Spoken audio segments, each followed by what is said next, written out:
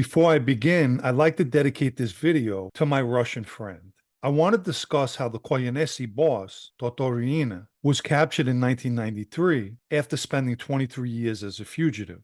The story actually begins in 1981 when Toto Riina wanted to test the young man, Baldassare DiMaggio, by assigning him to kill a truck driver. DiMaggio, 26 years old at the time, did as he was told. As a reward, he was inducted into the San Giuseppiato family, led by Bernardo Brusca. In the mid-80s, Brusca and his son Giovanni would go to prison, and DiMaggio became the boss of the family.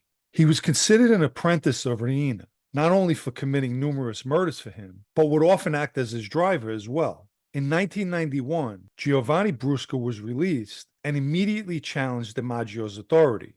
Toto Riina intervened for the sake of keeping peace. Nevertheless, DiMaggio fled Sicily for two reasons. One, he didn't trust Giovanni Brusca, and he also made the mistake of getting his mistress pregnant, which was taboo according to the Sicilian mafia's rules. He did return to Sicily after some time and met with Riina.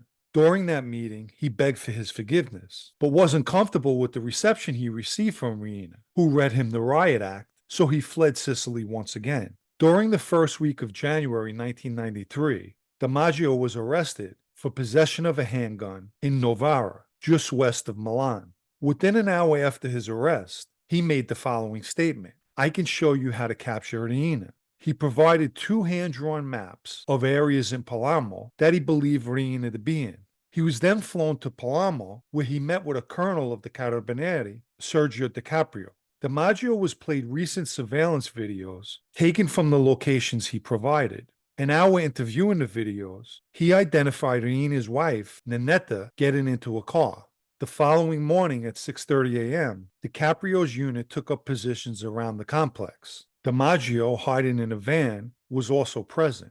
At one point, a gate to the residence opened, and a small Citroen stopped just outside the gate and then entered the complex. DiMaggio recognized the driver as a person who drove for Riina. A few minutes later, the car drove back out, and he identified the passenger as Toto Riina. The car traveled about a half a mile before it stopped at a traffic light. DiCaprio, who was in an unmarked car, pulled alongside the Citroen and asked to see both the driver and the passenger's papers. And it was Riina who responded, "What's the problem?" DiCaprio then ordered them out of the car. He grabbed Riina by the throat while pointing his gun at him. The funny thing is, DiCaprio never carried handcuffs, so he initially tied Riina's hands behind his back with the scarf. Riina protested, "You're making a mistake. I don't know who this Riina is." He was in possession of an ID with a false name, which gave his occupation as a shepherd. Riina kept asking DiCaprio who he was. Most likely, he figured he was in enemy hands and not the police. But he knew who captured him once he was driven to the police barracks, where this famous picture was taken.